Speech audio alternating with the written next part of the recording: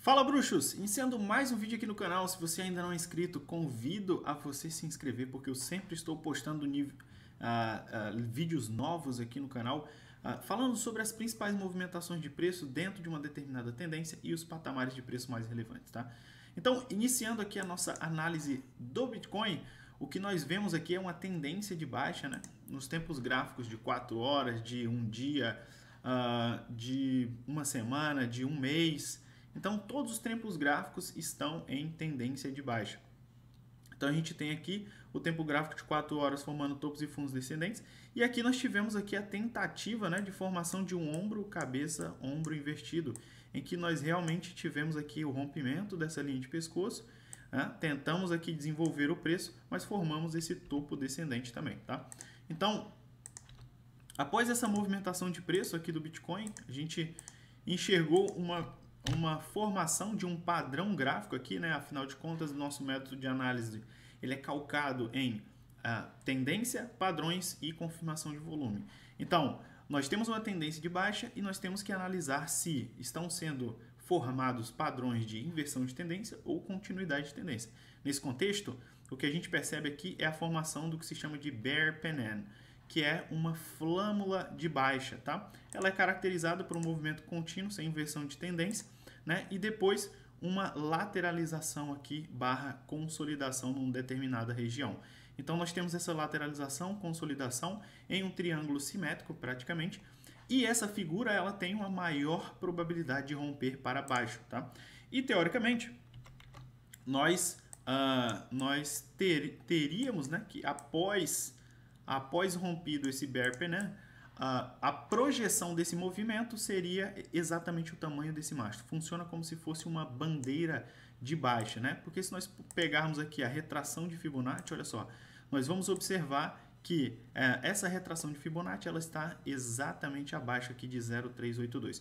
Eu havia comentado essa movimentação de preços lá no grupo dos bruxos, comentei também no meu grupo gratuito do Telegram, e agora a pergunta que se fala é: A2, what's next? O que vem depois, né? Essa é a pergunta que o trader profissional ele tem que se fazer. Então, nós já havíamos mapeado essa possibilidade, né? Nós já havíamos nos preparado para que houvesse um rompimento para baixo. Então, a gente tentou pegar aqui algumas oportunidades de short dentro desse contexto aqui de rompimento para baixo do Bitcoin, desse padrão, né? E agora o que a gente percebe é o seguinte: o Bitcoin está retestando aqui, ó, a nossa base do nosso triângulo rompido, e a maior probabilidade, né, é termos aqui uma continuidade de baixa. Eu acredito que esse movimento vai se estender até a projeção que deveria ser? Não acredito que essa seja a maior probabilidade. A2, por que você não acredita que essa é a maior probabilidade? Pelo seguinte motivo, olha só. Eu tenho aqui, né, um tempo gráfico semanal extremamente esticado, extremamente exaurido, né, de realizar pressão de venda. Então, em algum momento, a gente vai precisar realizar aqui formar um topo descendente, que vai ser uma região de redistribuição, ou seja, as pessoas que compraram no fundo vão querer vender esse topo, as pessoas que não saíram desse movimento vão tentar sair um pouco deste movimento também, que será pressionado, olha só, que será pressionado por essa região aqui de 0,382, que é exatamente este fundo anterior aqui do tempo gráfico semanal, tá? Então, a gente sabe que quando nós temos uma inversão de tendência, né, a gente forma aqui essa inversão de tendência, nós perdemos aqui o fundo anterior, essa região de fundo anterior aqui, que foi perdida, ela agora passa a ser uma grande região de confluência para que nós tenhamos aqui um pullback, né? Tenhamos aqui um pullback e depois continuemos essa tendência de baixa.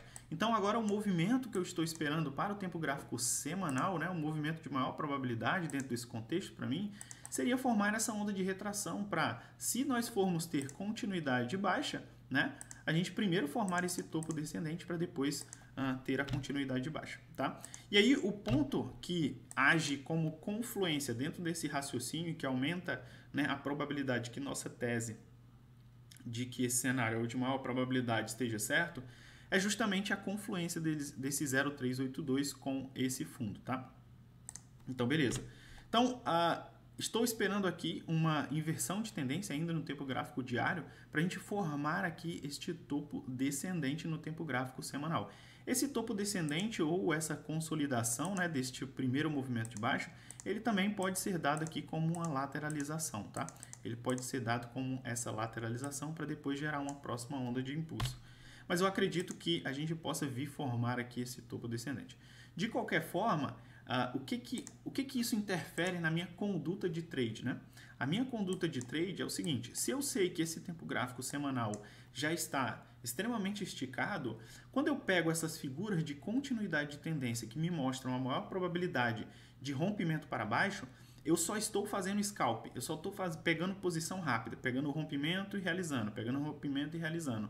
Isso é, nas altcoins que ainda estão atrasadas ou que estão rompendo o movimento junto com o Bitcoin, tá? Então, essa está sendo a minha estratégia. Eu não estou querendo montar posições para esperar que haja uma projeção desse movimento muito grande, porque eu acredito que nós já estamos num fundo do semanal, tá?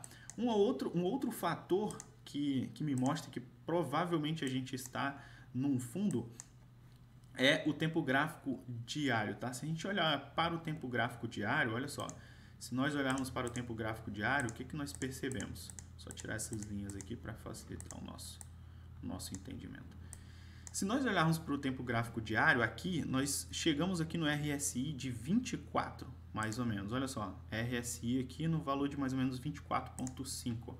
E aí, se nós olharmos pelo RSI Levels, o que a gente percebe é que nesse mesmo nível de fundo aqui, nós temos o RSI de 27. Ou seja, se nós viermos formar um outro fundo nivelado aqui, que provavelmente é isso que vai acontecer, porque a força compradora vai tentar utilizar este fundo aqui como uma base de stop, então eles vão comprar próximo desse fundo, tentando ali pegar essa inversão de tendência. Então, o que vai acontecer aqui é que a força compradora vai tender a usar esse fundo aqui como uma base de compra para posicionar o seu stop logo abaixo, porque o risco-retorno fica muito favorável. Então, beleza. Isso dito e sabendo que aqui nós vamos ficar com o RSI acima de 27, aqui já vai ser uma região de divergência altista no tempo gráfico diário, sendo que nós estamos em região de demanda. Então, olha só, aqui a gente começa a unir duas coisas. Estar numa região de demanda, né, de um fundo, mais uma divergência no tempo gráfico diário, com uma divergência bem considerável, né? Então, isso aumenta a probabilidade de que a gente defina um fundo provisório por aqui. Então, os compradores vão ter mais confiança ainda de abrir as suas posições de long e abrir as suas posições compradas quando nós nos aproximarmos desse fundo aqui, porque provavelmente esse fundo vai gerar uma divergência altista, tá?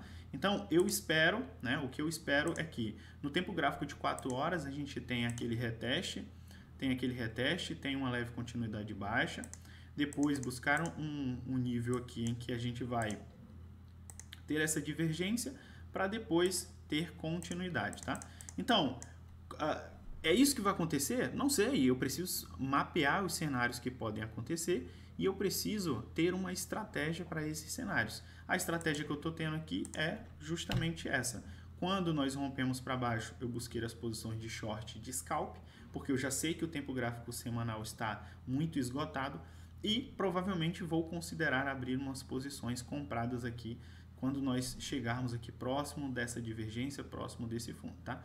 Então, essas são as estratégias que eu vou adotar. E se o Bitcoin resolver do nada pumpar, eu vou aguardar esse topo descendente no tempo gráfico semanal para shortar esse topo descendente no tempo gráfico semanal, tá? Caso a gente passe daquele fundo do tempo gráfico semanal aqui em torno de 34, né? 34, 35, se nós abrirmos espaço suficiente aqui da base, e quando eu falo espaço suficiente é uma retração de pelo menos 0,5 de FIBO, que estaria ali em torno de 37.000, 36.500, né? Se nós abrirmos esse espaço suficiente, aí eu não vou shortar.